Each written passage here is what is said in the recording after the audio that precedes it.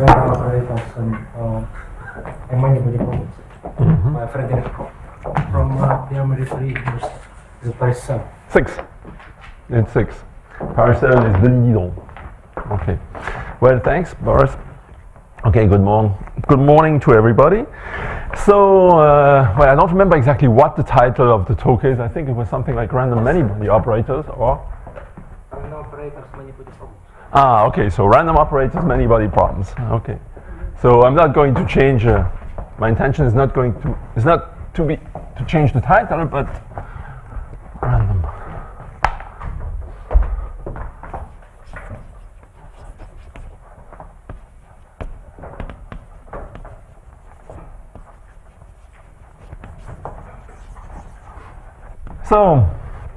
So my intention during these 6 hours of lecture is, well, to discuss some recent work, mathematical work, on some random models with, as the title says, many particles.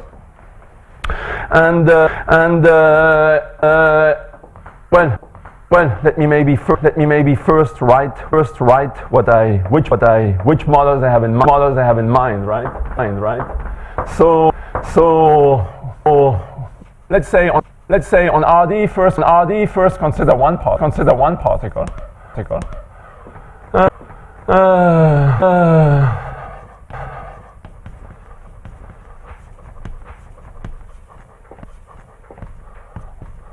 One particle. So one quantum particle. So a Schrödinger operator. The Hamiltonian driving this particle minus Laplacian plus v omega, and v omega is random.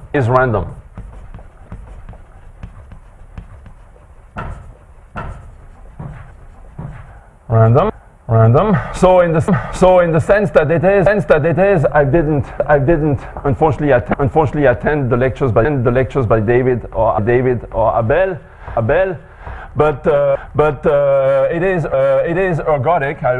I'll assume that it's going to be. I'm on ZD, so I'll assume to make it simple that it's ZD ergodic to fix ideas.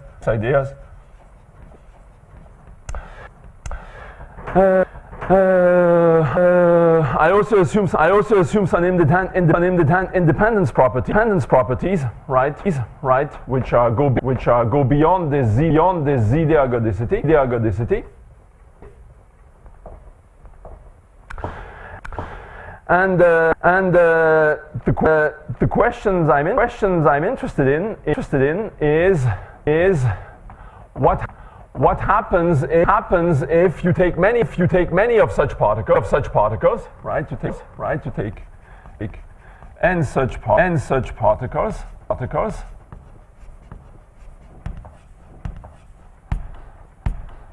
governed by the same Hamiltonian.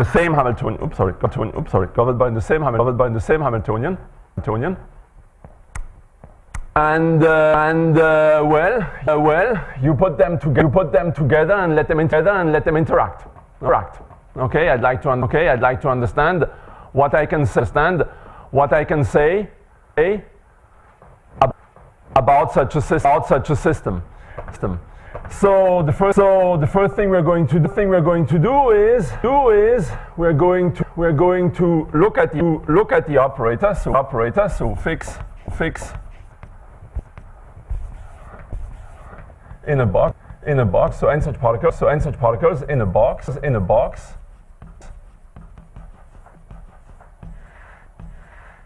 Say lambda, right. And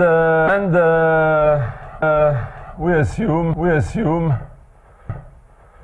that they are interacting. So of course, all of this will be described precisely in the sequel. But so the Hamiltonians were considering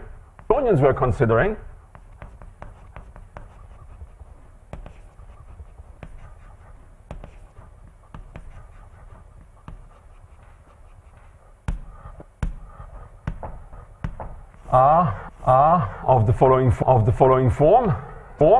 So now here the Hilbert space for one particle, right?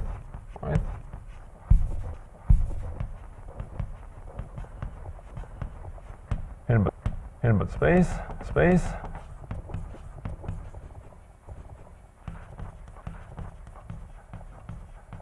is going simply to be L2 over the box lambda,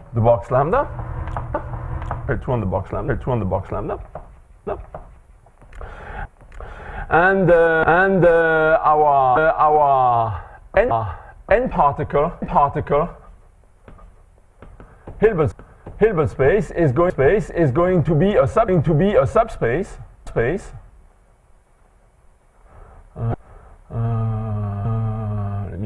Let me call it H, a subspace of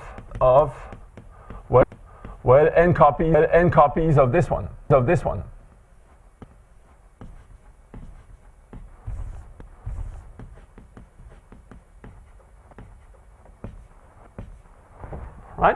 Right? And on this Hilbert space,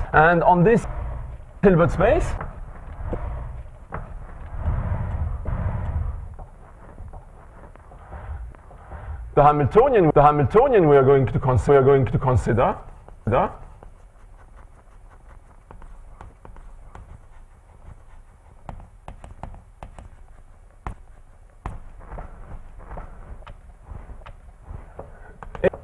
is just H omega restricted to box lambda tensor 1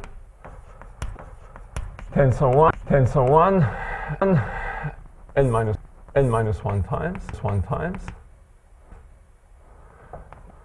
plus 1 tensor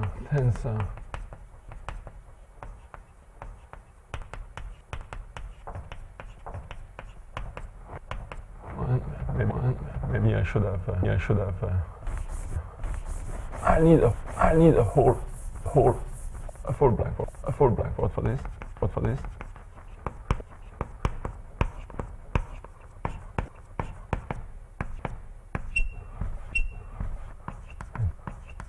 One.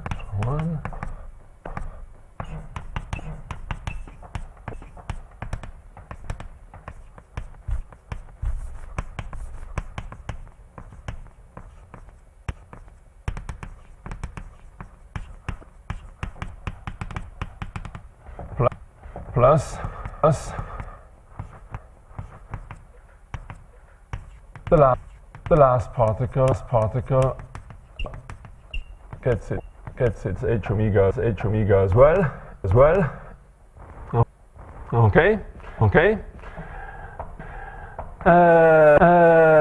And this would be just n free particles, right? And now we add some interaction. Okay. So and the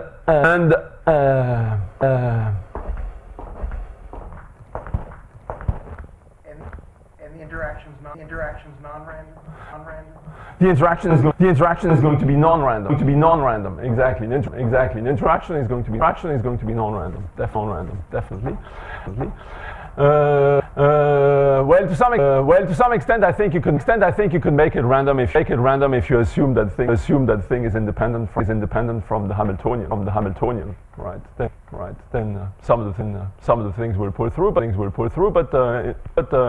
we assume that the interaction is non-random. And what we'd like to study is the following. So what are the questions? So of course we are acting here. We are acting on So this H, right, is a subspace, but it's a big space, right? It's not the one-dimensional subspace, right? Typically, it's a space that carries information about n particles, right? So it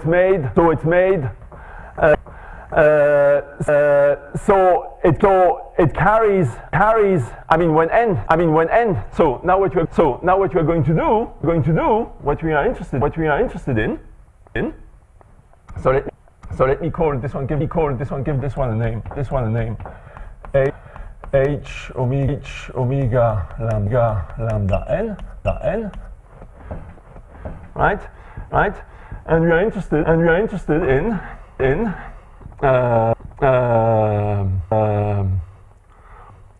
what can be said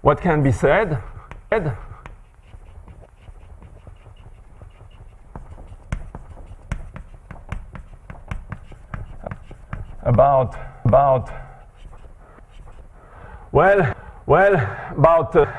actually there are many things one would like to study, but what can be said about let's make it simple, the spectral theory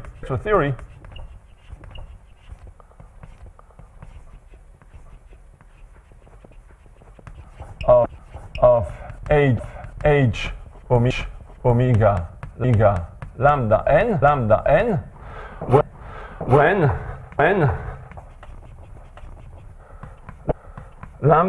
lambda gets large.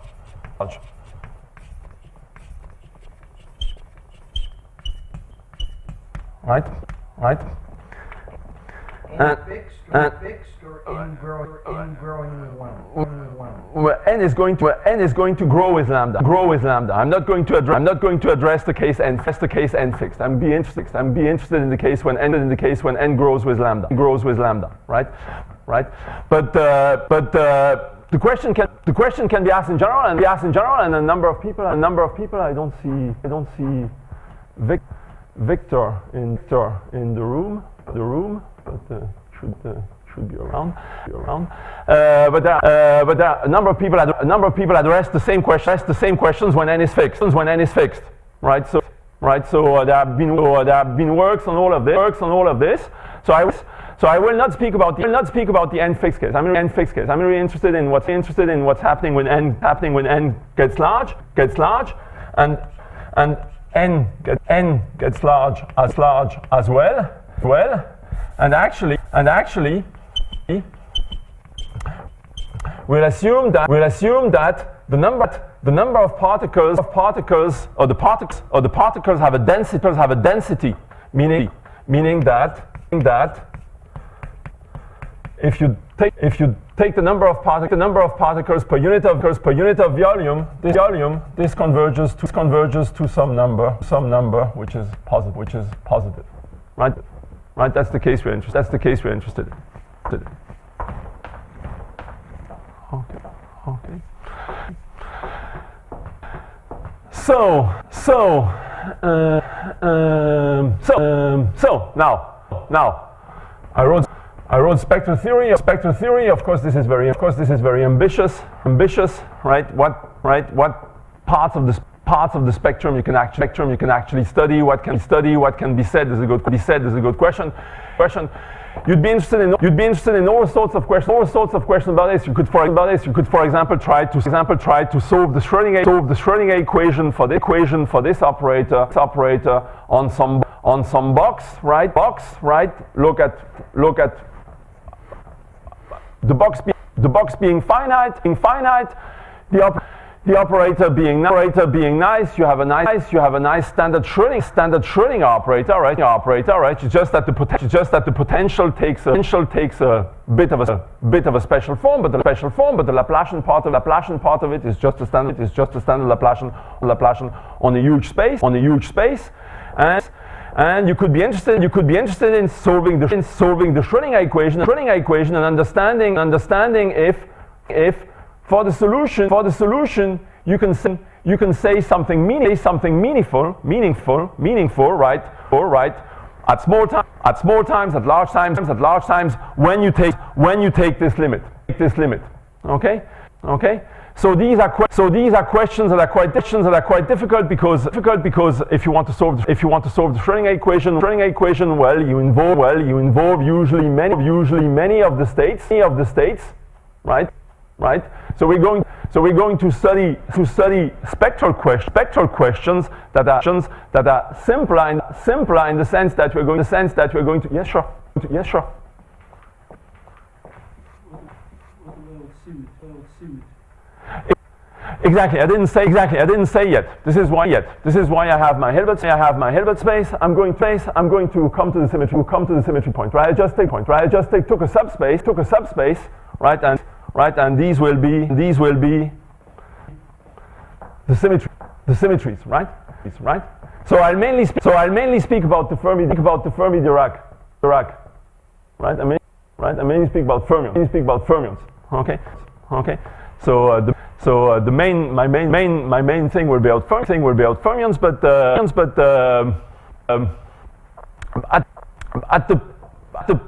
at the beginning I won't need this. Okay. And so the basic thing we're going to look at, and one thing that's while under very mild conditions on H omega, and the interaction is nicely defined is so which quantity will we study?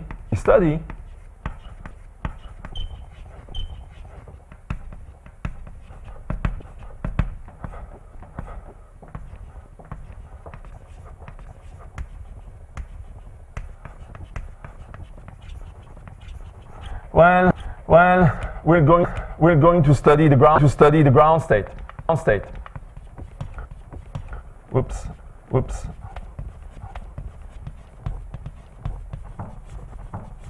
The ground state and the ground state energy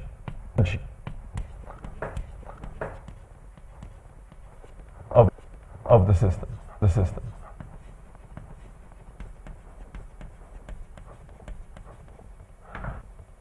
Okay.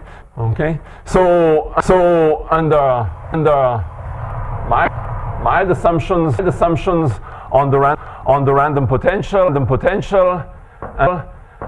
on the interaction, this thing is going to be a nice self-adjoint. So this restricted, right? So this is on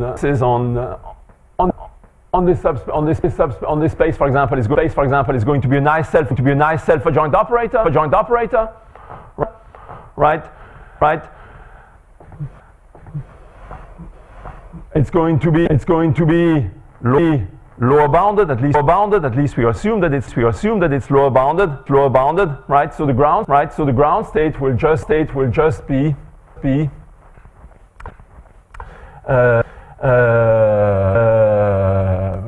let's say ground state energy, which depends on omega and n, will just be of course as usual the infimum over all vectors in H phi in the domain of our operator. Right of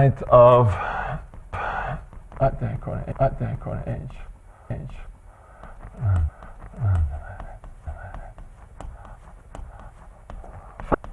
Phi, and as we are dealing with so my lambda, right? I take a box. So this is connected. Lambda to the n is connected as well. Okay. If the subspace H is not, of course it depends on the subspace H, right? But for the standard subspace I will be considering for this model you're going to see that the ground state is unique by standard results on Schrödinger operators. Right? So meaning that there is up to. How we want to normalize. Exactly. Oh yeah, you're right. Forgot to take norm phi equals 1. Thanks. And there exists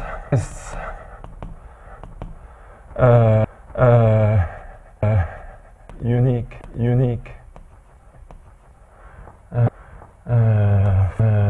phi ground state or phi 0, let's say E0 phi 0 right up to a phase such that h omega n phi 0 equal minus E0 omega n phi 0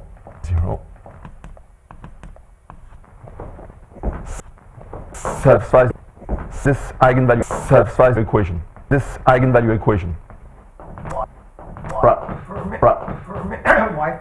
Why for fermions do you expect uniqueness? I mean,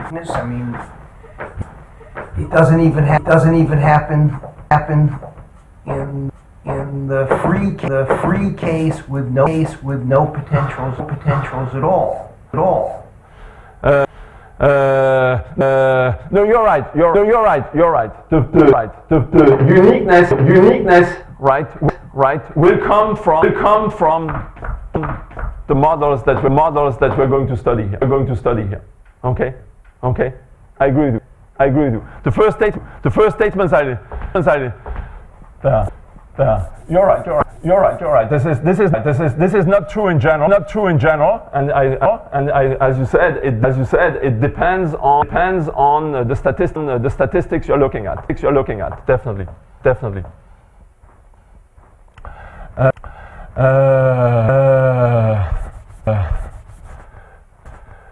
Well, actually,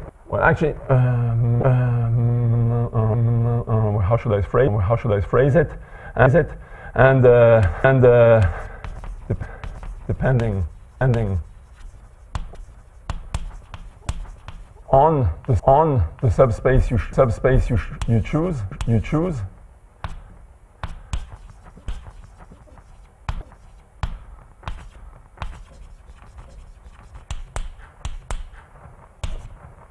Right, there exists a unique, but we'll see. So what happens is that. So the first thing I'm going to do, and essentially will be, I think it's going to take up all the time today, is to take up all the time today. Show that this quantity, right, or rather said, under my assumption, this quantity, right? So you take the ground state energy per particle, right? This will have a limit, right? Okay, which is going to be non-random, and will define a certain functional. Okay, and this for essentially I'll do it for the three ensembles, meaning Boltzmann, Fermi-Dirac, and Bose-Einstein. Okay, this does not depend on the ensemble.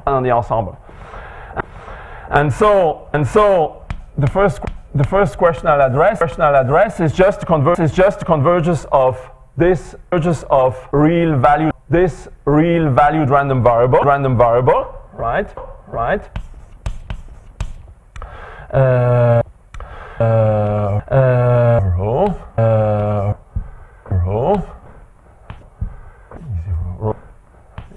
Rho when so this depends on the interaction, right? This is in the thermodynamic limit. So this limit. So TL will mean lambda goes to infinity. N divided by lambda goes to infinity. Sub 2 rho positive. Right. N goes to infinity and the quotient goes to rho. Okay.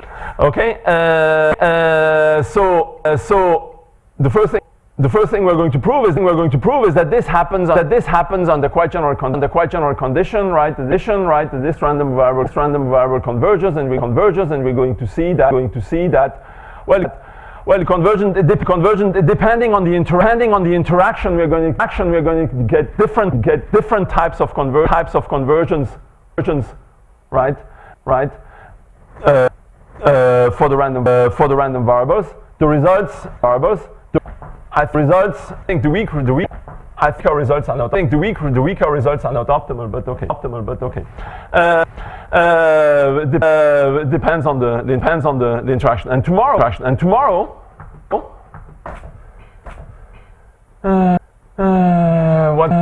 What I intend to do so. Today, I think so prove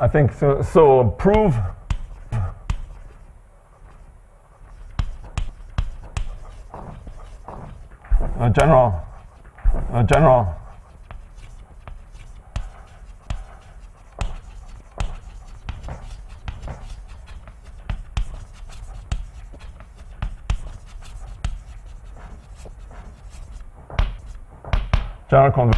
convergence statement. And tomorrow I restrict myself actually maybe already today. I restrict tomorrow.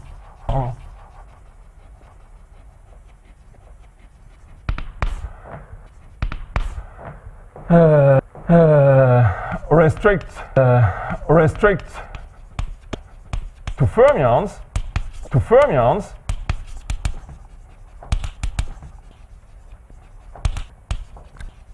and a special model that the operators are lower bounded, right? So yeah, we're going to assume that everything goes well in the sense that for the moment that the operator is nicely this operator. So I didn't say anything on you, right? But I'm going to assume, I should have said it here, assume u nice such that h omega lambda n is lower bounded, self-adjoint, or essentially self-adjoint.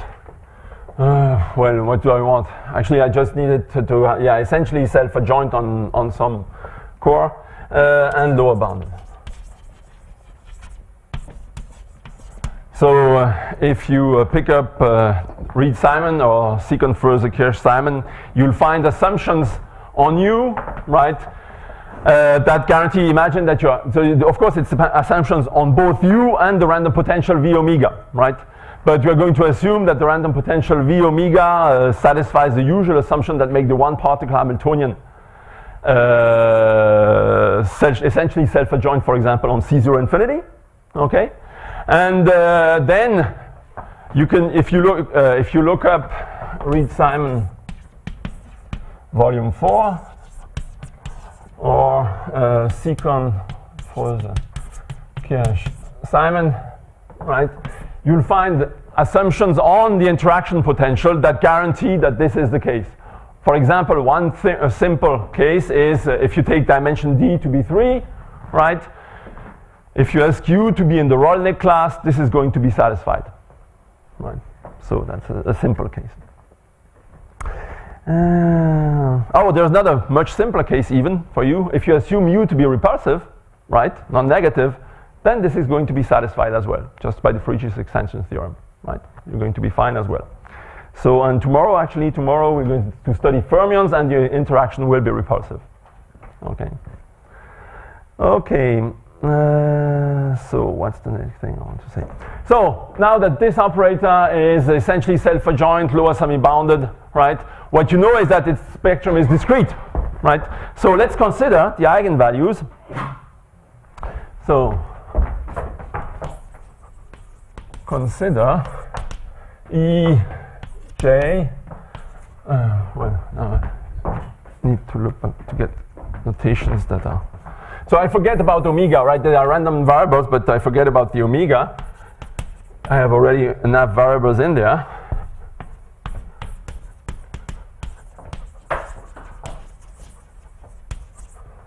The eigenvalues of H omega lambda n. Okay, and so we can define the counting function.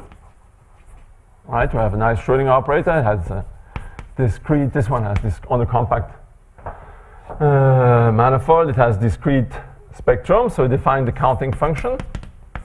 Well, I define it n. It's just, well, you count the number of eigenvalues less than E, right? And I'm going to define the entropy, which is going just to be the logarithm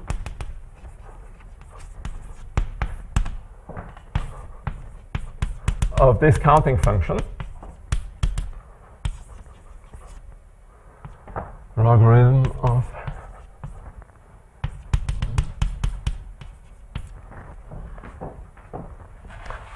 counting function, right? Then of course, just by the mere definition of these objects, one has that the function as function of the energy, both the counting function and the entropy are non-decreasing, right? And they are right continuous. Okay, these are standard properties of, and they are valued. So one is integer valued, right? The other one is valued in the logarithm of the integers. Okay, and so what we are going to do actually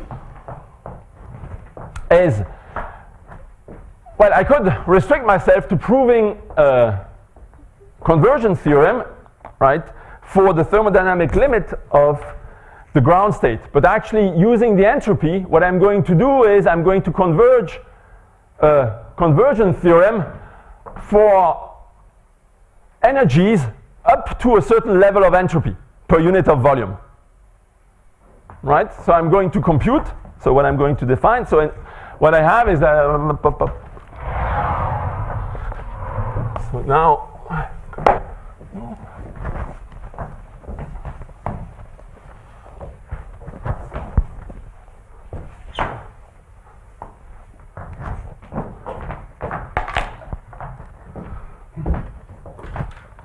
So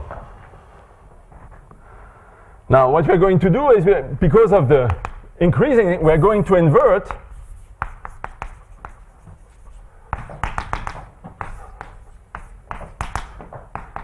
this function.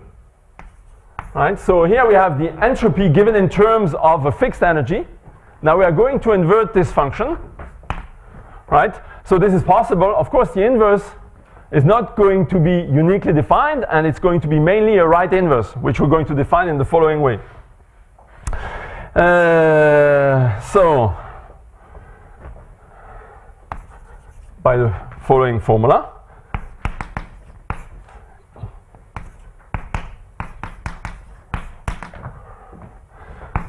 this is just going to be this number, right? So you take an S which belongs to which is the logarithm of a natural number or minus infinity, right? And E omega S is just going to be, so exponential minus infinity is 0. It's just going to be the exponential S eigenvalue of your Hamiltonian H omega lambda n, right? So you just take this to be the exponential S eigenvalue, or the eigenvalue number exponential S of the random Hamiltonian, okay? And then one checks immediately that if you look at S, so this is a right inverse to this function by definition. Oops, sorry, I forgot two variables. Right? And it's not exactly a left inverse, but it's close to it in some way.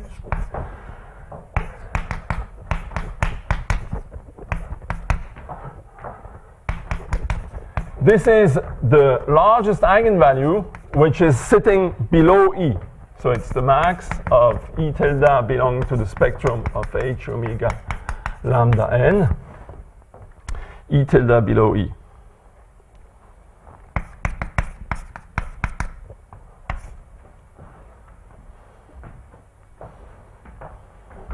Okay, and so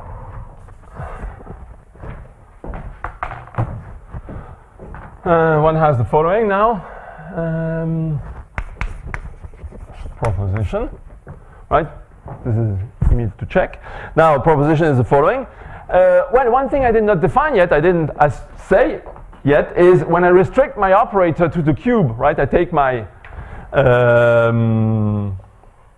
well, I take this operator, well, it's not on the board anymore, H omega lambda n, right? Restricted to some big cube. What restriction do I take? Okay, so here we assume the restrictions, we assume Dirichlet boundary conditions.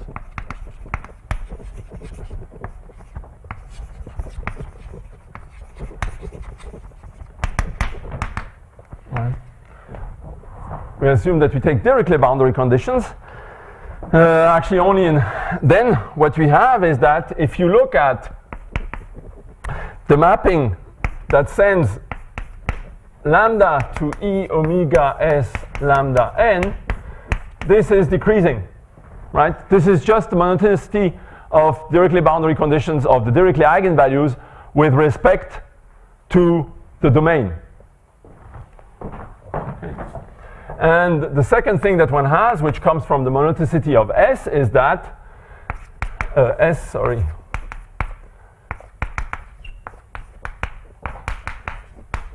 this one is non-decreasing, right? The first one just comes from the fact if you enlarge the domain, the Dirichlet eigenvalues go down, right? It's just this. Okay. Right? And one thing I can note, I should have said it before, is that the ground state, of course, can be defined here. If you look at the ground state of H omega n, it is one of these value E of S for go to 0. If you look at E0 omega lambda n, ground state energy, it is nothing but E omega 0, right? As that number of eigenvalues was 1 lambda n. Right? The ground state energy, by definition,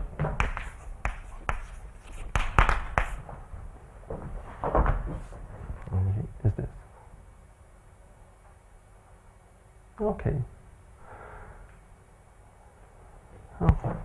Well, let me now, what are the assumptions I will use?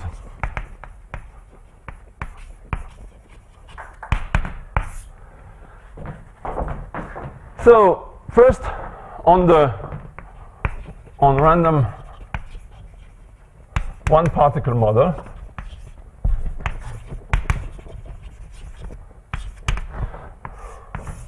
On the random particle model, well, as I already said, I assume that H omega is ZD ergodic, bounded from below,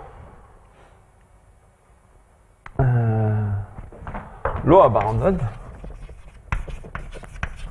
And I use one more thing, is independence at a distance.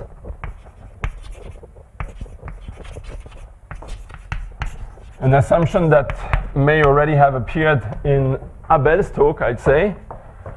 What is it? It's just the following. It is that if you take, there exists some real number such that if the distance separating two boxes, lambda 1, lambda 2, is larger than R0, then the operators H omega restricted to the box lambda 1 and that restricted to the box lambda 2 are stochastically independent.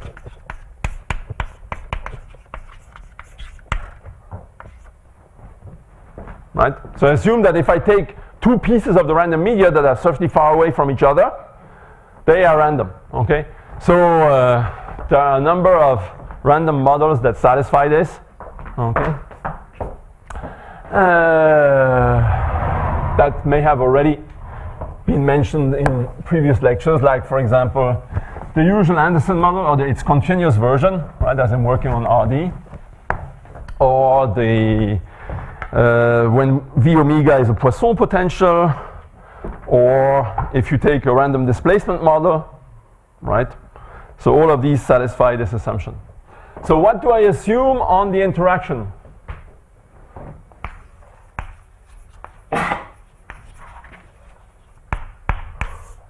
So I already assumed with the form that they have, right? But I assume them to be tempered.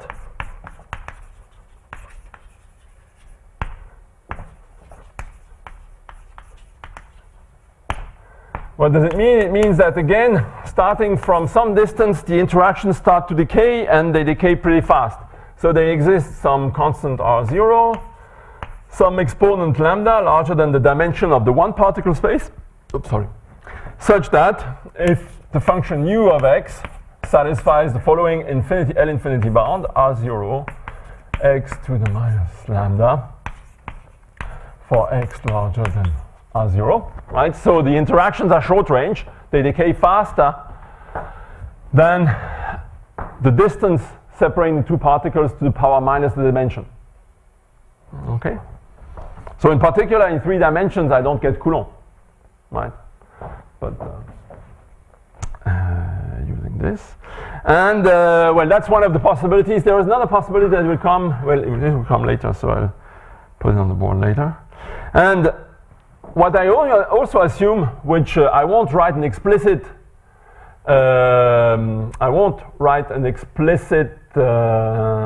assumption on U for that, but we assume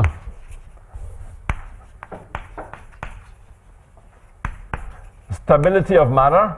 Which, what does it mean?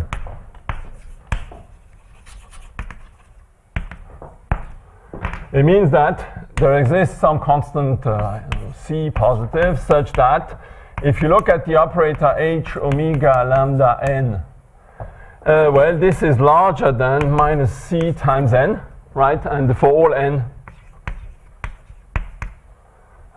larger than 1.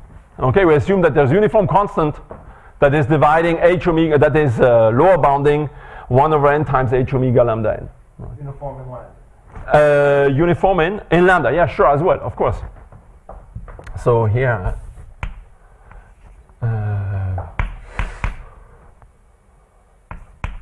right, for all lambda. Okay. Yeah, this is uniform in lambda, right? You could do a little less, okay? But I'm going to assume that it's uniform in lambda. I don't want to have problems. So again, this has been studied quite a lot, right? There's a recent book by Lieb and Zeiringer,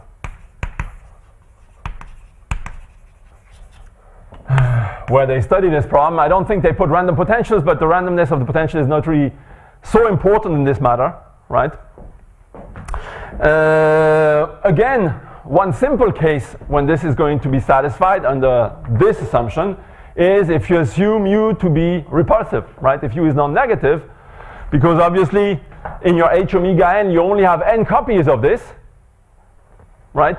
This one has to be has been assumed to be lower bounded, right? So these n copies will certainly, when you sum them, have such a lower bound, right? And you assume something you add to this something non-negative, it's not going to be lowering this bound, okay? So if the interaction is repulsive, you get this for free, okay, from just this assumption. Okay, now. Do you assume this bound for all omegas or almost all omegas? Doesn't make much of a difference, actually, right? You just change the probability space, right? You're removing the set of measure 0 and you're done. Okay, so whichever you like. Okay, but okay, so and the last thing is I need to say what I mean with, this is 2010, I think. I need to say what I mean with lambda goes to infinity, right? That's one thing I did not say yet. So lambda, I write it in this way, lambda goes to infinity. Well, it means that this is in the sense of Fisher.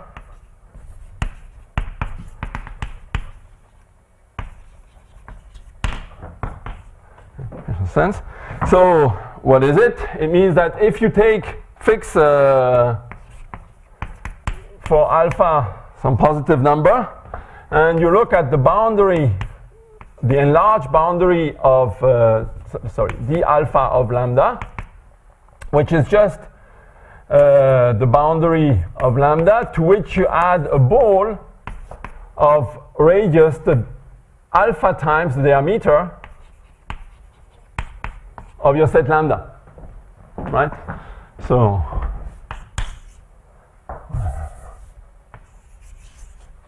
this is lambda, and you enlarge it by quite a bit. Well, here it should be something. I'm trying to follow the shape without overwriting myself, right? So diameter is pretty large. Well, and what you're asking for, right, is that, so if you do this, you ask for the volume lambda goes to, so lambda goes to infinity in Fisher sense is asking for the volume of this go to infinity, and such that when you compare, you take the lim sup over the volume of this set divided by the volume of lambda, right, in this limit, and you take the limit of this when alpha goes to 0, this should be 0. Right? So it means that, essentially what it means is that the boundary doesn't take up a big part in the volume, right? Because what you're doing here is you are giving the boundary, so you are increasing the size of the boundary by a layer of size alpha times diameter of lambda, right? And you want this to stay still small when lambda grows large. Okay, you want this to go to 0 when you let alpha go to 0. Okay, so for example, if you take cubes, as I said before, this condition, if you take a cube or a parallelepiped,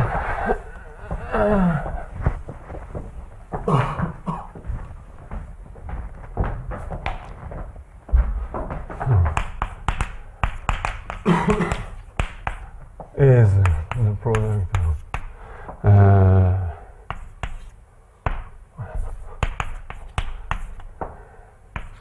J, right, going from 1 to D. What you're asking for is that Lj go to infinity for all j, and that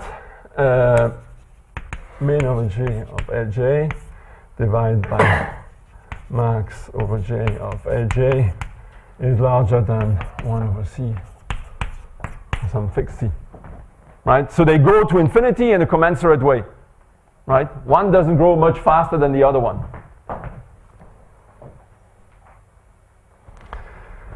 Okay. And so our definition of the thermodynamic limit will be taking the limit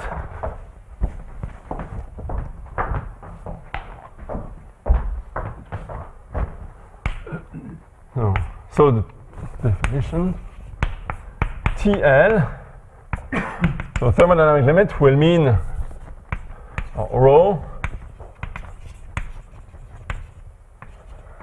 will mean that lambda goes to infinity in Fisher sense and n divided by lambda goes to rho positive, right? And here, of course, what I would have needed rather than just the volume of lambda going to infinity, right, is that lambda is growing, for example, in a monotonous way to be the whole space. But actually, because I'm dealing with ergodic operators, any part of space plays the same role, right? Just by using the shift of ergodicity. So yeah, one thing I'm going to assume, one thing I should have said here, ergodic, I'm going, ZD ergodic in the sense, when I say ZD ergodic here, what I mean is that the operators implementing the ergodicity are translations, right? I'm going to use the fact that it's the operator. So what is ergodicity? Ergodicity, it means that you have an ergodic group acting on the probability space, right? Which action on the random operator is given by a conjugation by some group of automorphism of your Hilbert space, right? Some group of unitary operators. Here I'm asking that these unitary operators be the translations. Okay? You see, because I just asked that the volume goes to infinity. Well, the cube lambda could be both enlarging and shifting away. Right? But if this ZD ergodicity, this is given by the shifts, right?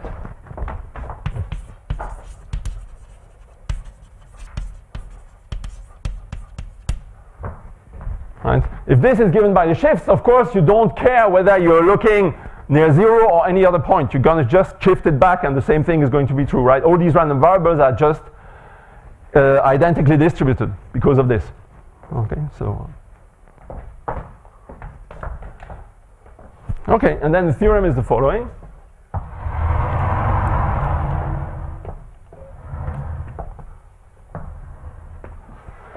So what we're going to prove is theorem. So under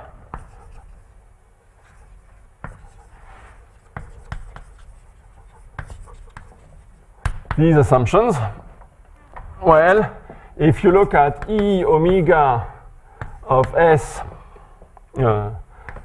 lambda n divided by n, this converges to some number in the thermodynamic limit rho if S divided by n converges to S. So S is a, sigma. So fix sigma positive rho positive, then you have the following convergence theorem. Right? And one thing I did not say, this is a random variable, so in which sense do I mean this convergence from a probabilistic point of view? This is L2 in my random variables. Right? So I take L2 convergence, so I take this minus this, take the square, take the expectation, this goes to 0. Okay.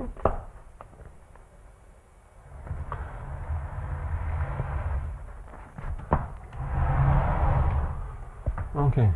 Well, maybe we can allow ourselves a 5-minute break. I don't know. And I get a glass of water up there.